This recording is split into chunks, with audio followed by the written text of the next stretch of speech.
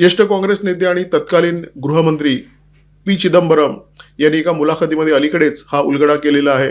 याचा अर्थ अमेरिका तर खूप दूरची गोष्ट आहे, कमकुवत पाकिस्तानच्या समोर सुद्धा त्यावेळी भारताचे नेते झुकायचे, कमरेत वाकायचे आणि तेच काँग्रेसचे नेते आज नरेंद्र मोदी यांना ताठ करण्याचे धडे देत आहेत. नरेंद्र मोदी घाबरले, सरेंडर मोदी अशा प्रकारचा प्रचार करताना दिसत आहेत.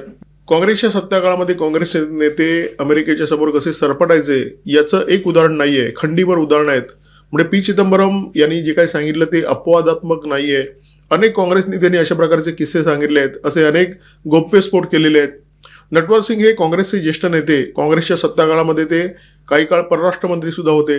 नटवर सिंग यांनी एका मुलाखतीमध्ये जे काही सांगितलं तो अक्षरशः बॉम्ब होता, खूप मोठा गौप्यस्फोट होता. ते असं म्हणाले की डॉक्टर मनमोहन सिंग यांच्या कार्यकाळामध्ये त्यांच्या मंत्रिमंडळामध्ये मंत्री कोण असतील हे अमेरिका ठरवायची. मंत्री ठरवण्याबाबत अमेरिकेचा प्रचंड मोठा दबाव असायचा आणि त्यांच्या काळामध्ये युपीए सरकारच्या सगळ्याच कारभारामध्ये सीआयएचा प्रचंड मोठा सुळसुळाट होता.